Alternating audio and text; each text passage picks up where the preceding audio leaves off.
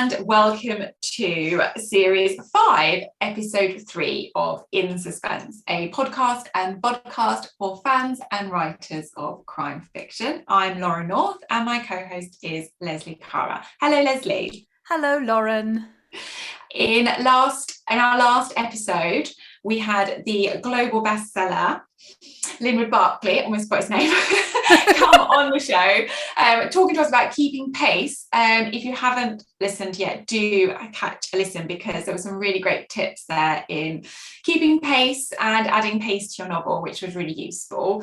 And we've also had our second mini-sode out now as well, with the lovely psychologist and author Philippa East, and that one was on dealing with negative reviews.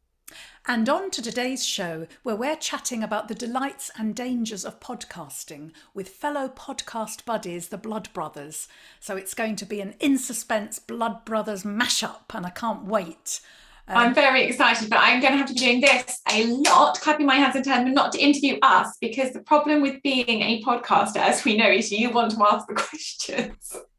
So I'll be telling them off if they try and ask questions. Absolutely. We are going to have our hands full keeping those lads in order. I mean, when Emma Christie tried to sort of take over, you soon sorted her out, didn't you? So you're going to need to be as firm today with the lads as you were with Emma. Only joking. Emma was lovely. She didn't try and take over at all. We were just messing around with her. But yes, so that's what we're going to be talking about today. Delights and dangers of podcasting. The dangers, my goodness. But we'll come on to that in a minute. First of all, Laurie, what's been happening with you for the last week or so? Well, I have been doing my second draft of my second romance, which has been going very well. I've got to about 60% when my structural edits for my next dark book have just landed. And I obviously want to dive straight in, but I know that if I drop my romance now, I'll have to start all at the start again with it in like a month's time. So I now cancelled all plans for the next few days, and I'm just like doing it. So on Friday I can pick up the structural edits for the next dark book I've got coming, which I'm not allowed to talk about. Yeah, so it's busy and slightly frantic, but in a really good way, because I'm really enjoying what I'm doing.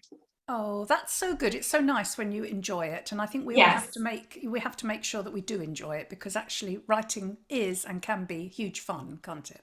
It certainly can be, yes. And what about you, Leslie? What have you been up to? Well, my next novel has been announced, book 4, which is now called The Apartment Upstairs. And I revealed the cover last week on social media. And yeah, I'm really pleased. I mean, it's had a bit of a restyling, because the original proof, as you know, was called This Girl, That Girl. Mm-hmm. And it was a black sort of cover with a turquoise spine.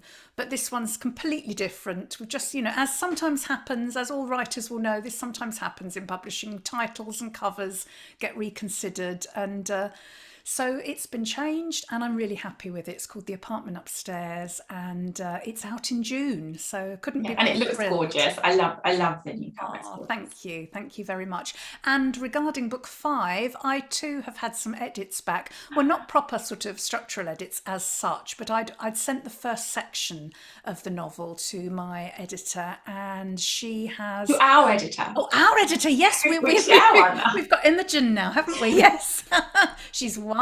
She's lovely. She is, yes. Although Sarah Adams is still keeping her careful eye on me, but yes, of course. So Imogen is working closely with me and on this one, which is great, and we're very pleased to have her, aren't we, Lauren? Yes.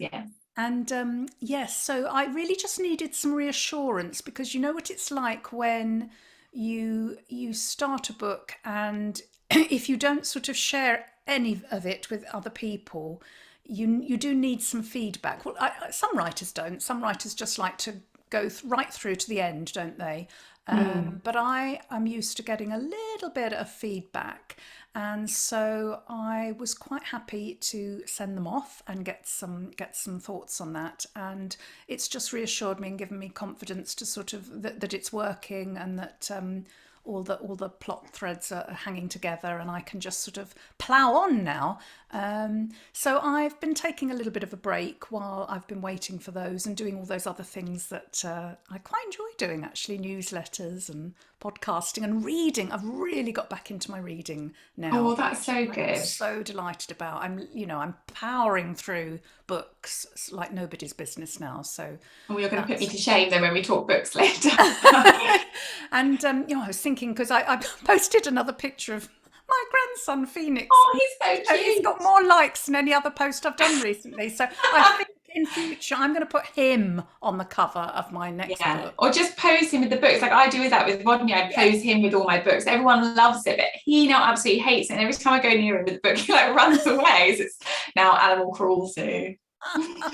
But so on to our topic for today, delights and dangers of podcasting. Now, we've been doing this, haven't we, Lauren, for over a year now? September 2020, didn't we start it? So, what have been the highlights for you, Lauren? Oh, there's been a few. I think probably my biggest highlight is probably just hanging out virtually with you, Leslie, and having our chats and doing this that is so much about our writing and our books and our what we're passionate about, but isn't actually sitting at a desk by yourself writing. And I really love that, and I love the connection. But a close second for me is just all the amazing authors we have had on the show, and just how much I get from them and what they say. And I take so much away from everything they say, and I listen to them back, and I find it so useful. Even if we didn't have a single listener, I would be so happy to carry on doing this, because I get so much out of it, I think. So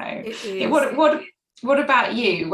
What about the dangers then? Because I suppose from my perspective, it's like, should I be writing now? I suppose that's the only thing. But what about you? What are your delights and dangers? My delights, well, I think the whole thing has been mostly delightful, to be honest. I'm so glad that that you agreed to do this with me, because it was an idea I'd had for some while, and I wasn't really brave enough to do it on my own. And meeting you and doing this with you has been absolutely fabulous. And we've got.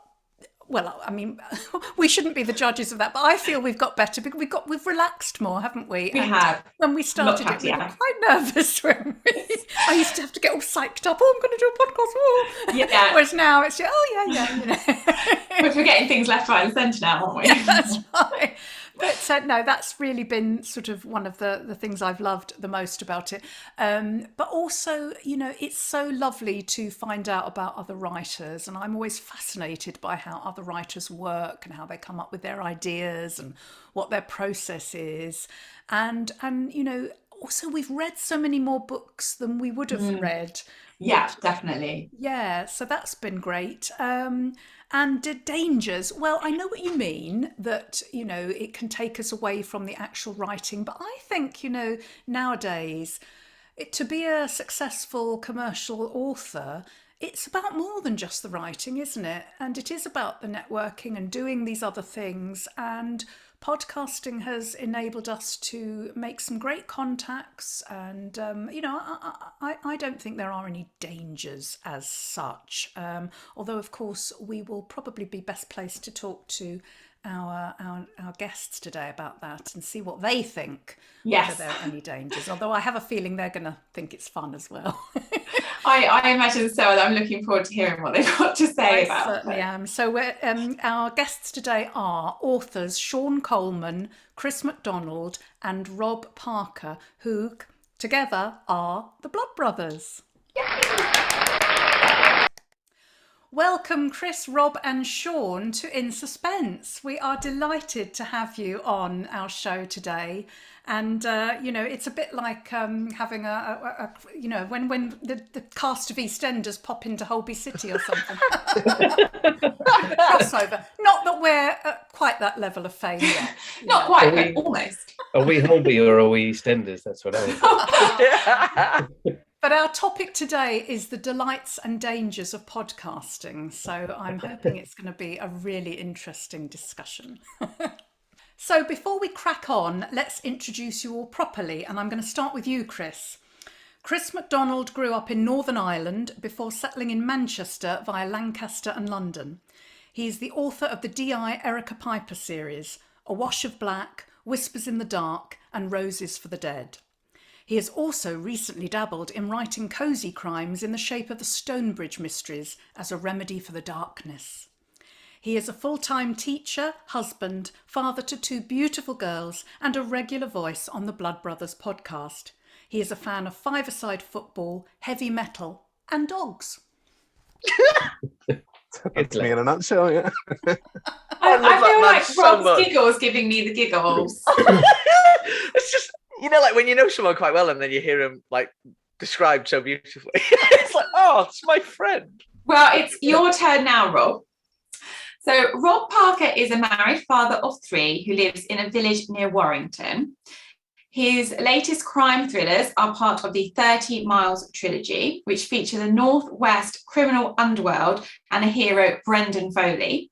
They are Far from the Tree and Your Enemies Closer. And in 2021, he published his first horror, Blackstoke.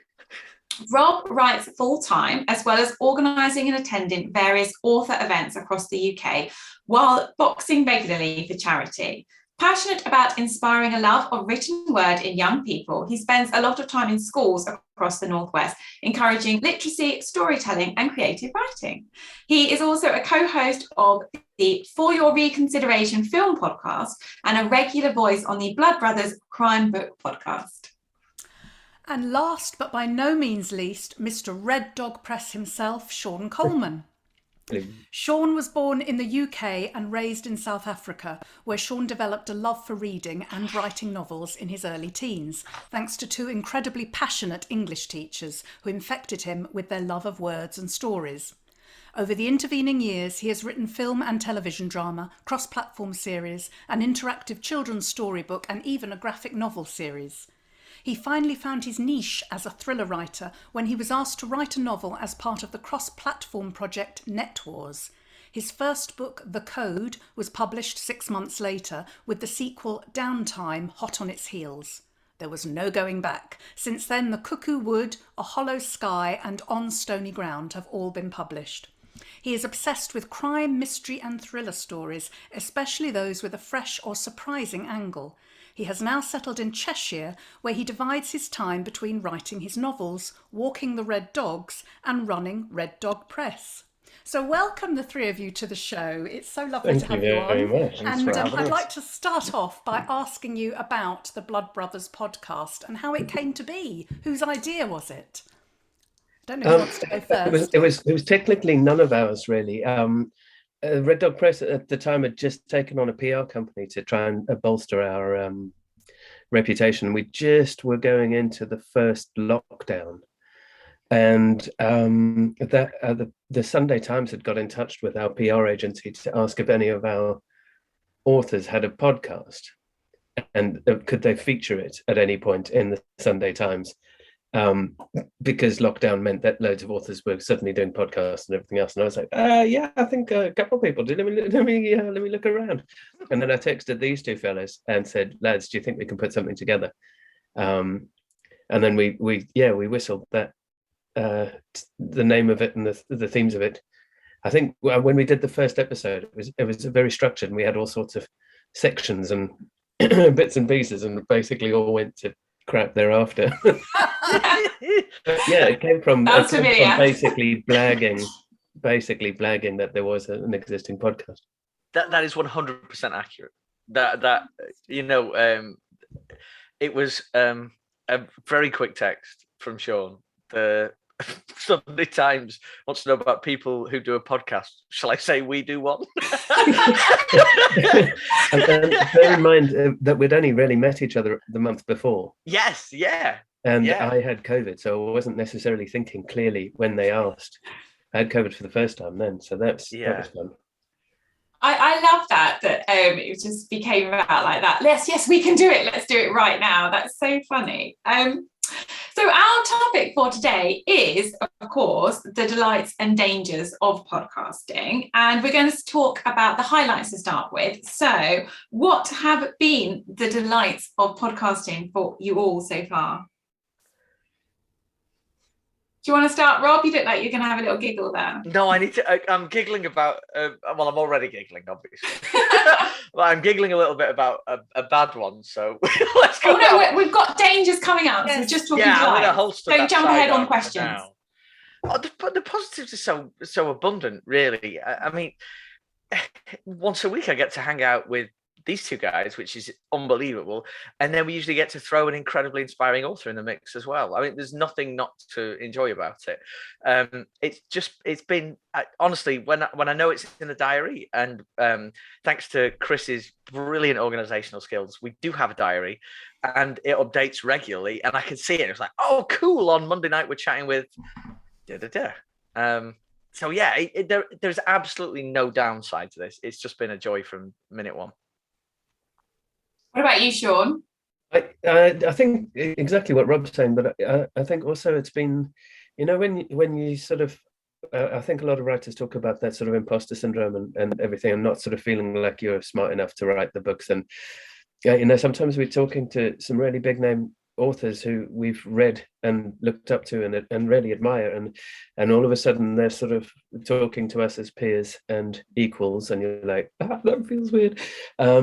And it's just really lovely to hear that, and then to hear that everybody has the same fears, regardless. That it never, whether you've got 32 bestsellers under your belt or one or none, the next time a book comes out is as terrifying as the first time it came out. And I think just hearing other people's experiences of that and how they craft and get through it, it just makes you feel like you're part of a very cool club, but still part of a club. It's really cool. That's brilliant. And Chris, have you got anything to add on your highlights? Yeah, I think meeting the people has been amazing, and I think it really helped for like Harrogate, for example, was the first time I went, and I think if I'd gone not knowing anyone, I probably wouldn't have gone in the first place, because I thought I would, like imposter syndrome we just talked about. But walking in and just knowing, like, oh, I've spoken to that person, it's really, really helped with that. So yeah, I'd say getting to know people has been a really cool thing to do. Absolutely, I completely agree with that. And now, Chris, I think Rob just mentioned it, and I think I knew this, that you are the organizer of the podcast. So you are to blame for the fact that I have never been invited onto the show. Yeah, I think technically you were once, and then it just never happened because it's not happened. No, but I don't take offence.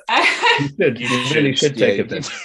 You are also a full-time primary school teacher, a father with young children currently asleep in the next room, and you are a prolific writer, writing crime and cozy crime. How does the podcast fit into your life? How do you do it?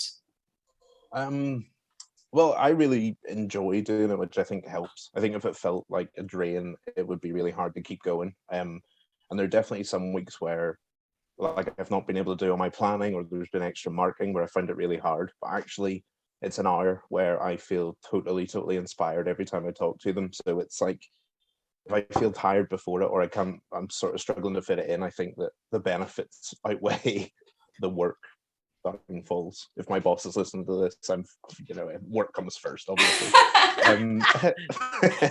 But yeah, like I said, I just feel totally lucky. And I mean, there's something in every episode where I think, I want to go right now because that person has said that, or so yeah, I feel lucky, and I look forward to it. So it helps that it's a good thing to do. Oh, you put us all to shame, Chris, because, I know I used to be a teacher, and I know how bloody hard teachers work. So to be doing that full time and all the other stuff you do as well, it's pretty amazing. So well done for that. Well, I think, like, obviously I have to do that to pay my bills and stuff, and writing's the thing that would go if something had to give. But I think writing books and people reading them is such an incredible thing that to be involved in, and it's fun. And if it stopped being fun, I know it's flipping hard work at times, but if it stopped being fun, and you wouldn't do it, would you? So exactly. Exactly. Yeah. I think he's an inspiration to so many, this guy. Seriously, if you are coming into writing and you want to know how to do it and how do you carve out the time to do it, look at what this guy has done in 2 years. Is it 2 years, Chris, almost, since we first met at the debut launch? What you've done in 2 years with a full-time job in COVID as well is obscene. It's absolutely obscene. That is incredible. Amazing. because I you. mean, I know how hard it is being a teacher, and I know that I was desperate to write as a younger woman and just couldn't find the time. I mean, that's an excuse. I probably could have found the time, but I wasn't one of these people who could get up at 5 and sort of then get the kids off to school. And when I got home from work, I was just knackered. So I have huge respect for anyone who does what you do. I really do. Thank you. But coming on to you, Sean, I mean, Laurie and I are huge fans of many of the authors that are published by Red Dog Press. Me too. Well, you've got to be. Some of them are rubbish. And you've got Helen Trevorrow, haven't you now? Who's, Yes, we certainly New have. Brighton. That's New Brighton is exceptional. It's and not to downplay it in any way, but it's the Handmaid's Tale meets Blade Runner, I'd say. Yeah. Oh, I as we really go. want to read that. with a hint of Witness X. Wow. Just around the Sarah Moorhead. It's very. She's again. It's another one of those that you read and you go, this is one for us. It's not one that the mainstream will touch, because right now we've been told that everybody's looking for cozy, and you're like, yeah, we've been doing cozy for 2 years. We're doing something exciting. We'll carry on doing cozy because it sells, but we're not crawling over ourselves to try and find what the current zeitgeist is. But when you read a voice like Helen's, or like we've got Mark Harold, who's over in the States, who submitted something, and when you read a submission, even early draft, and sit there thinking, holy hell, that's good, that's a line, you keep looking up at each other and reading lines out because it's so brilliantly written. You're just like, wow, these people are great. What am I? That's really exciting. I love it for that. Can you tell our listeners a little bit about Red Dog Press and why you set it up? What, how it came to be, really?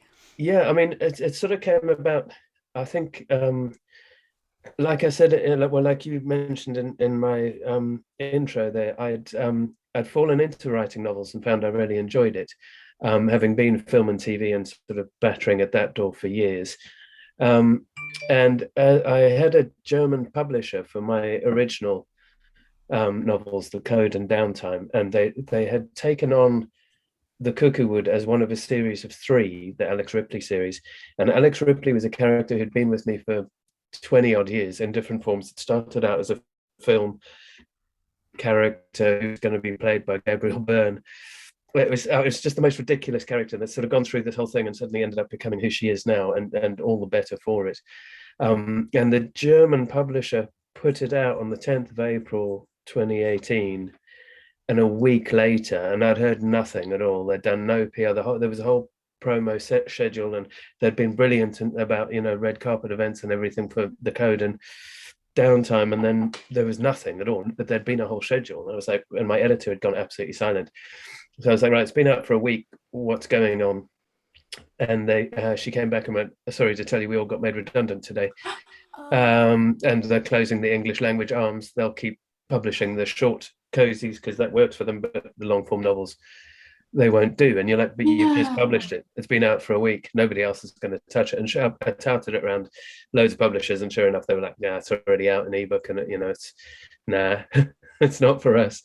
And it's an easy reject because it's quite, it's tough to pick up other people's rejects, really. There's all sorts of stuff around it. So I had a proper strop. I was like, this is a character that has stayed with me for 20 years. Finally, she's found her space. Finally, I'm happy with the way this is. Other people have read it. They're all happy with it. And you've basically screwed it. And you screwed the whole series. And I had that rant to the editor, who's a freelancer that they'd hired, and she just said self-publish. I was like, no, vanity publishing, bollocks, I'm not doing that. And then I thought, well, hang on a second, because I'd worked for years in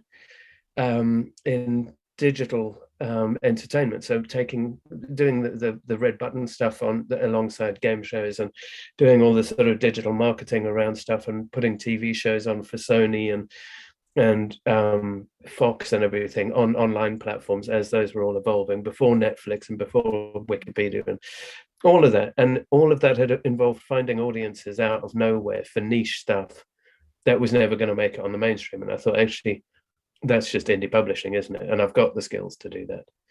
And it evolved out of that. I set up Red Dog, named after my dogs. and published my books, and then thought, can't just have my books. So I wrote another series under the name of T.S. Hunter, so that we had somebody else's books, but they were still mine. But nobody knew that for ages. In fact, when I met Chris to talk to him about his books, he spent at least half an hour saying how wonderful he thought T.S. Hunter was. And I couldn't bring myself to tell him that it was just me. Yeah, I felt like an absolute tool that day, where I was Yeah, like, nice guy, and you were like, yeah, he's all right. Yeah, he's all right. I mean, I wouldn't really recommend him. He's a bit of a dick. But, and then we got Helene Kist agreed to sign my pass for hers, and around exactly the same time Chris pitched his, and I read it. That's the first Erica Piper, Wash of Black, and I read it and just went, yeah. And I mean, we had tons. Actually, Neil Lancaster pitched his first book to us as well, and he was the first author who ever pitched us, and I was like, this is ridiculous. I can't maintain this fast. So Burning Chair won that fight in the end, but then I got my confidence with it. But it's been a hell of a learning curve, and I think I'm settling into it now. We're in our third year. We're going into our fourth in August. We will be, but it's sort of finding its feet, and I'd love to say it's turning over enough to employ a second person, but it's not yet. But it's starting to. So at the moment, all of the hats are mine. It's so inspiring. I was just going to say the same thing. It's really inspirational, the fact that you had all those skills and you just thought, well, why not? And that's fantastic. Yeah. I didn't realize I had the cover design skills that I did, but I really love doing them.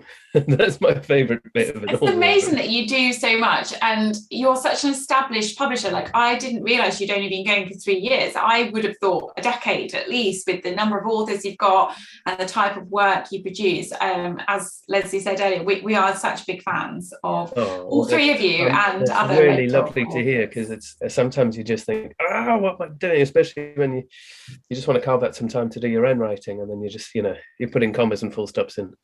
Chris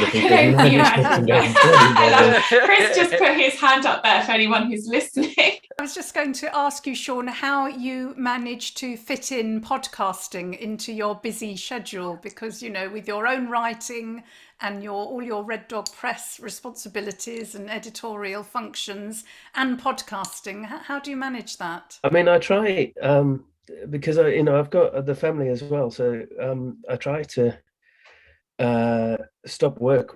So, when I pick the little one up from school, it's usually around 3:30, 4 o'clock. Sometimes I'll come back and squeeze another hour of work in, but otherwise then it's sort of cooking tea, sorting stuff out, walking the dogs, and so then at 8 o'clock people are in bed or on Xboxes or watching TV, so you can squeeze an hour. And I don't always make all of them, because sometimes you're just like, I've got to do something else. But it's quite nice to be a writer for a change. And on most of the podcasts, I'm there as an author more than as a publisher. So it's nice to be that person and just talk to people about writing and those experiences. So I think, much like Chris, you kind of go, it's not a necessary, but it's a really nice break that isn't going to the pub or doing anything. It's just really nice to know it's a sort of contained hour of fun and revelry, but containable. That's exactly what I said to Leslie earlier when we did our introduction, in that I love the fact that it's about our books and it's about the passion, but it's something different, and it's so fresh to be able to just talk to people but about your passion, because not many people in our day-to-day lives appreciate or understand in any way what we do and what it means, I think. So well, certainly not without rolling their eyes at you and going, what is wrong with your brain? Why do you think like that? And I'm talking about what is wrong with your brain. I'm going to veer off slightly and ask Rob a question here, because listeners will know that What an intro, what a segue. Our listeners will know that I'm a huge fan of Rob Parker, both his crime novels and his horror, Black Stoked. I'm still waiting for another horror. Rob, hurry up. And I really wanted to talk to you because in both genres, you really push the boundaries of those genres, and you really, like, there's no way you're definitely going to make sure that the hero is going to still be alive, or it just, you push the boundaries massively on both what you do, and you don't quite know what's going to turn around on every page and every corner.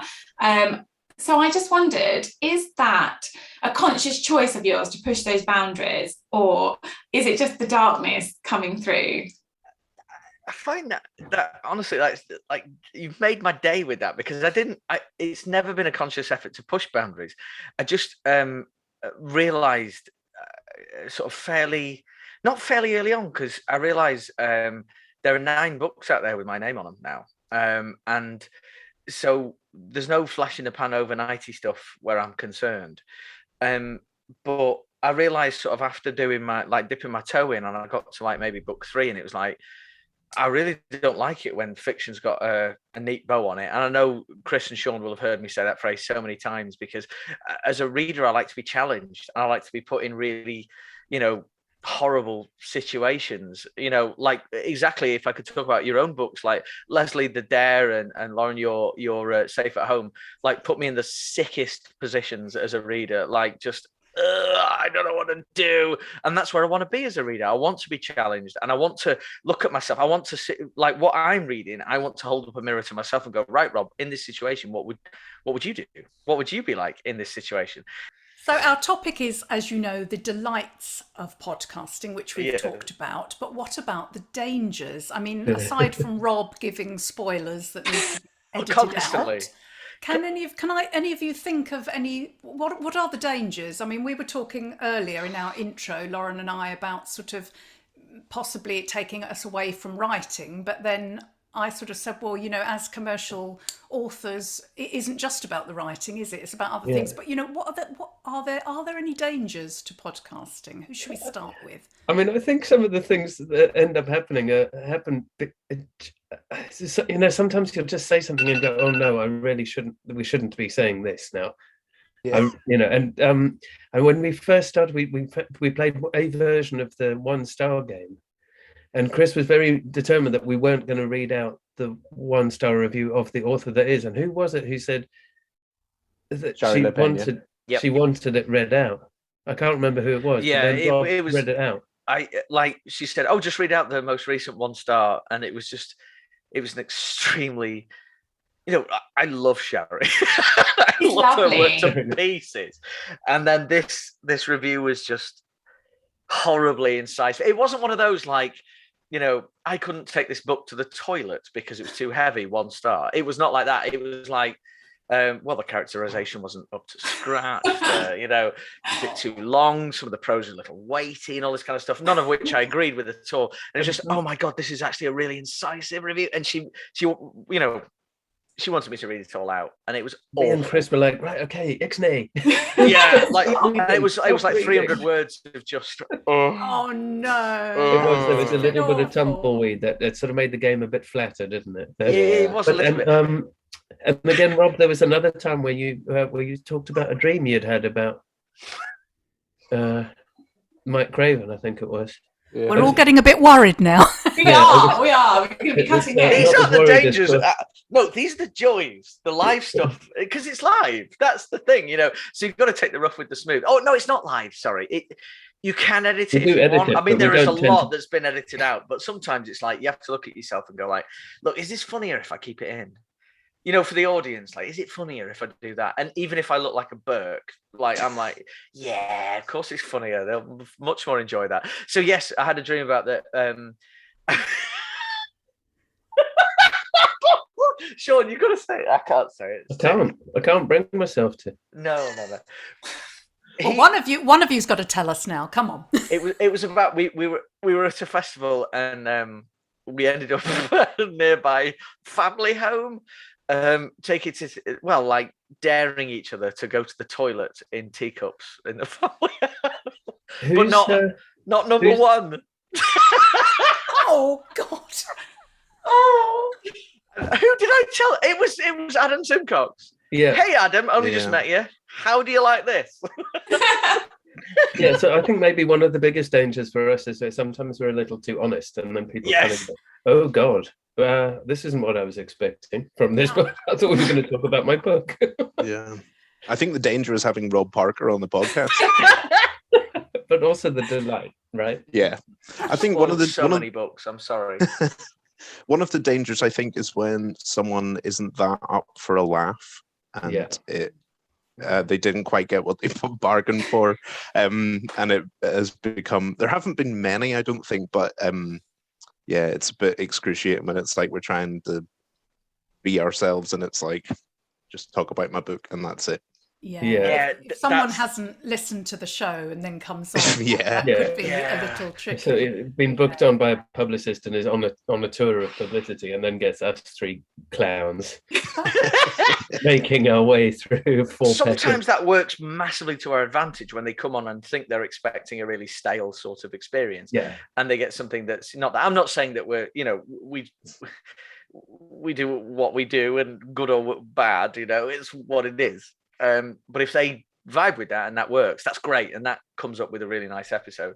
But there have been a couple where it's like they come on and it's like, holy hell, poop jokes won't fly here, that kind of thing, and you have to really like adjust how the episode goes from that point on the fly as well. Well, as someone who's a listener of the show and a fan of the show, I absolutely love the fun, and I'm often on a dog walk laughing and also talking back to you as well when you say silly things. I'm like, you did not just say that. So I just love the fun, even if I look like a crazy woman on a walk. But my next question is about something about the possible dangers. So obviously we get contacted by publicists, and I don't think Leslie or I really understood quite how many publicists would be getting in contact with their authors and their books, and we have felt so fortunate to be introduced to so many amazing authors. But the downside is obviously that the publicists want it to coincide with publication days. So often the same author is doing the rounds on the same podcast. Do you guys ever worry about keeping it fresh and not like sort of having that sort of listener fatigue of someone being like, oh, I just listened to the same author on that show, so I don't need to listen to that? How do you sort of combat that? It's a really good question, I think. Yeah. That one. Yeah, We're Chris, not sorry, you mostly were going to say combat it by being so fully. We're booked up about 7 months in advance, so it's very rare that you can go, we can squeeze that in. Yeah, and so the occasional big name has asked that, and Chris McDonald has had to say no. On your way. Quite delightedly. I don't know. We have no space for you. There are a few like where you get the feeling that certain people are on like a publication tour or publication trail or whatever, which is absolutely right, and we are so privileged to be a part of that. But I think there's an element of fatigue sometimes that comes with that. The same questions, the same stuff. So you ordinarily, if I can see that that's happening, and I'm sure the guys are the same, it's just ask them something stupid. It's like really, really stupid, like. Or not really like super stupid, but I deliberately make a conscious effort to try and guide us into somewhere that is a bit more irreverent and might open up a different part of the conversation, which they might not get asked by, like say, I don't know, like the broadsheets or whatever, that kind of thing, like something like that's really, really silly, like. I don't know. But I think the way the conversation ranges always, it is a conversation more than an interview. So it ends up being, oh God, that also happens to me. And then, you can talk about an experience, and then they will say, oh yeah, my German teacher did this. And all of a sudden you're talking about this experience at school as opposed to the book that is coming out on Thursday. Yeah, and so with Craig Russell, Sean, we talked about linguistics for about half an hour. It was nothing to do with books. It was absolutely fascinating and brilliant, but it was great. But I think I've still got a post-it with concatenation written on it. I think that's what's so great. That's what's so great about your podcast, that you are able to sort of do things on the hoof, and adapt to the situation, and it can result in some really, really funny interviews and, a little bit different. So that's great. Yeah. Are we allowed to praise your podcast? Because I feel the same way about your podcast. No, you're not allowed to, Rob, because we're interviewing you. So it's you have contractual obligation that we're not allowed to say it. And you're not allowed to ask any questions. We've made that very clear. Yes, the last guest that tried to do that, Lauren came down very hard on them. So I saw that. Hang on. Consider me back in my box. No, we're only joking. I'm joking. What we were wondering about is how you share the workload of podcasting, because I always feel a little bit guilty because Lauren does the editing, but I feel we kind of, because we take it in turns. The way we do it, we take it in turns to research the guests and to sort of put together a rough outline. I mean, we don't stick to script, do we, Laurie? But a rough outline. You say this, I'll probably say that. Blah blah blah, and I, so Laurie does the editing. I probably do a little bit more on Instagram and Twitter, perhaps, but all of Instagram and Twitter. So we feel that it kind of balances out. But I mean, how do you guys manage that, or is it all down to Chris? Well, Chris does the organising and a lot of the twittering, and my stepdaughter shares all of that on Instagram and TikTok for us. And Rob and I didn't know that. I didn't know that. TikTok. I've told you this 100 times, you silly buggers. Well, I'll do one of them dances if we're, Do. Please stop TikToking. Sorry. Anyway, and then Rob and I split the editing. So He's dead serious, Chris. One at a time, boys. One at a time. Sorry. they've got to edit this, boys. So Rob and I split the editing between us. So we'll not necessarily 1 week on, 1 week off. It depends on who's on more deadlines, who's got more things going on, or and as we say, we try not to cut too much out of the conversation, however silly it's become, unless they've sort of done a spoiler or we pronounce the names wrong, like the Icelandic expression. or can I add, or when you're talking to a fabulous person in the industry, which everyone is, because I'm now conscious that he thinks they're fabulous. We can go back and trace who this is, who asks whether we can pause the recording so we can have a giant gossip. That also that was a good one. A few times. Yeah, that was a good one. That was that recording went on for quite some time. Earth-shattering gossip as well. I would have loved to have heard that.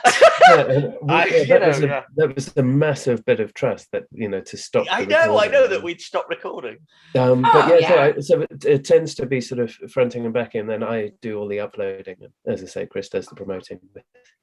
Whatever he promotes then gets shared further and wider, but it sort of balances out, I think. Yeah, I think it's the same with us actually, and even though I do the editing, it's normally me that's making all the bloopers, so I'm like losing my place. Like, is it my turn to say something? Do you rigorously edit? Well, we don't rigorously edit, but I think there's a few things where we just miss out places. Like even just earlier during the introduction, I've already put the blooper on Twitter where I was like, "Oh, are you ready?" Yep, I've been ready. I don't know. Really? Yes, we chop a little bit. Otherwise, it would just be, "Oh, we've done this all wrong." So not too much. You said then you have places like. Well, we have like certain things we know we want to talk about. We have a planner. I don't know if you can see it. Look, we have a. This is planner. Fresh territory. You need to talk to the pros, you see, boys. I know. We came to the right place. This wouldn't work for us though, because we'd all be like going, "Oh God, I've lost my bit of paper." Oh, that's happened to me actually. I've lost it too. But on to the show, and we would love to know what is next for all of you, both in your writing careers and with podcasting. So, Sean, do you want to start? What's next with you? Next, aside from our big book blowout and everything coming with the podcast, we'll continue doing all of our weekly chats. Writing-wise, I'm working on a book that is fierce and difficult, but I've just started rewriting it again, having had a good few months of not touching it at all. So I did a good couple of hours today, which is very exciting, but it's basically if you could go back into your life and change the one thing you regret most doing, would you do it knowing that it ruins 6 other lives? And it's really complicated to write because there's the ifs, the what ifs, and the ahs, and they've accidentally crossed paths, and it's so that's quite different then from the crimes writing that you've been doing? Yeah, I mean, there's a fierce serial killer element in it that might not have happened if somebody hadn't have done the thing that they did, the thing with the thing. Oh, I love But it. also, it's given me the opportunity, and it's again, I guess, why I like Rob's writing, and for that genre bending thing, is that I can write a beautiful love story and an awful coming of age story and a serial killer story in the same book, and it not feel awful for people. But it will probably never get picked up by a mainstream publisher. Fortunately, I know a publisher. So I need to speak. Rob's had his hand up. I've had my hand up. I was trying to be really respectful. Like, Sean does not get enough plaudits for what a great writer he is, because a lot of people go like, "Oh, Sean, the publisher." No, Sean as an author is absolutely incredible. I absolutely adore his work, and what I've read of this book already is transcendent. It's absolutely beautiful. So, Chris, go on then. What's next for you? I'm going to write some more Stone Bridges. I've been very lucky that Sean has taken me on for 6 more, so that's exciting.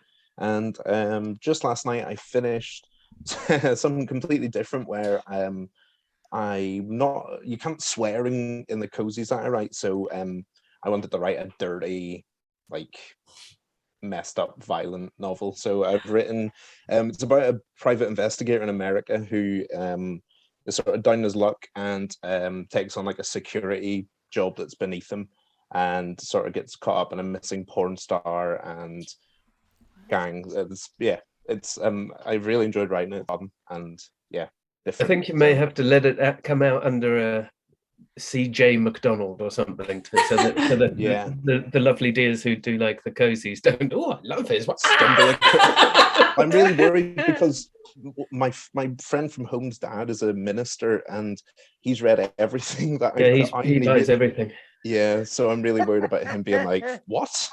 So yeah, might have to come out under a different name. Well, we can just write him a spoiler. Yeah, don't read it, Robert.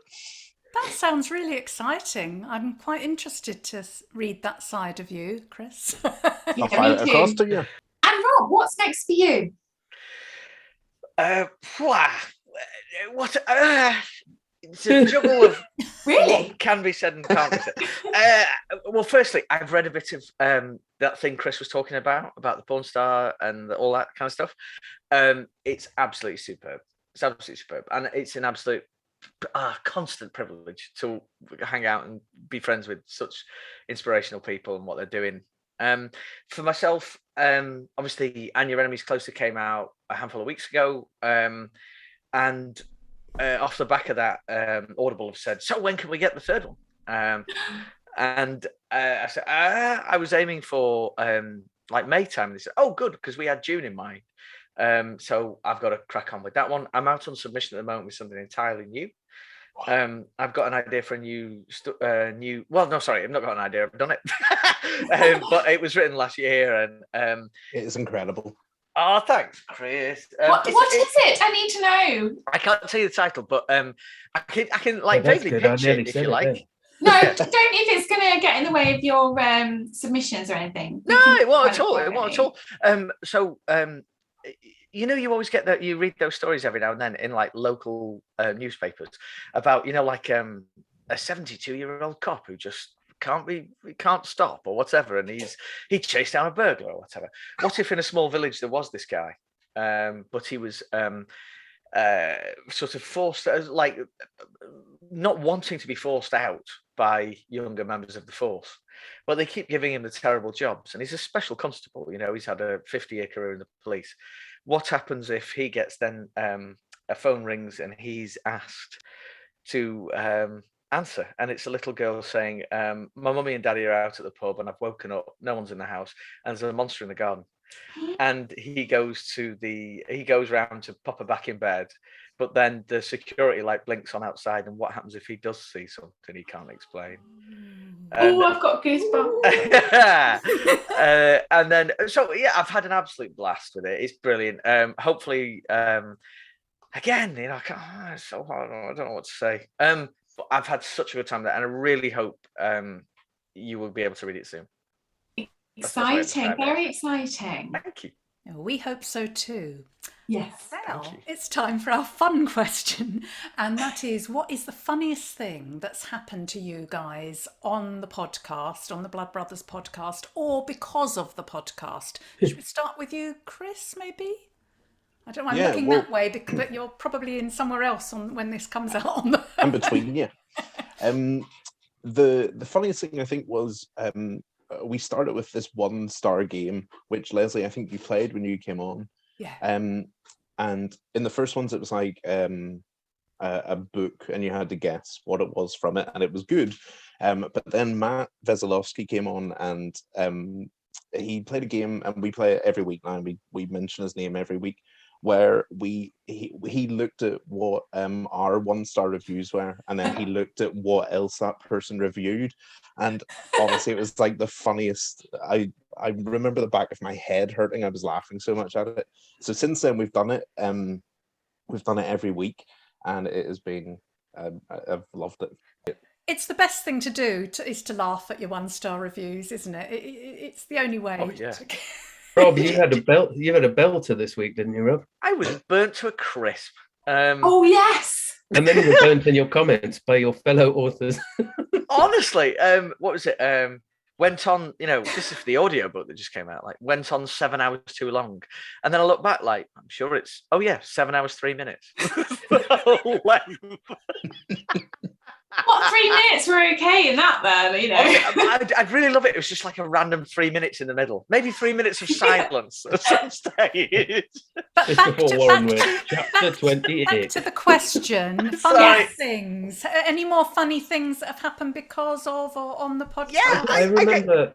Go. Sorry, Sean. We were being interviewed about the podcast by Alex Hawley. Do you remember that day, Rob? And I do. My partner's kids had not known me very long and had only just moved in, and I think she was out doing something. She came back in anyway, and Charlie, the boy, he said, "Mum, I've got a bit of a worry." She was like, "Oh, okay, what's happening?" He said, "Well, Sean was downstairs doing this interview, though I could hear him on the phone. He was talking to people, and he was talking about where to bury bodies." And she went, okay, that's his job. And he was like, "What?" And I said, "No, I mean, he was sat in his room having a little worry that I was basically Mum had moved in with somebody who was basically discussing the best way to get rid of a corpse." Was that when you answered about pigs eating them as well? Yeah, that was when we were saying the pigs is fine, but they don't get rid of the teeth. You have to get the chickens to scatter them. Oh, what a memory! That's bad. If I could throw in, I you don't often know when you're doing the podcast what the guest really thinks of you, and when we interviewed Mark Billingham, I had no idea really what he thought about what was going on at all. He was brilliant on the episode, but I was obviously aware that this is Mark Billingham. He knows exactly what he's doing, etc.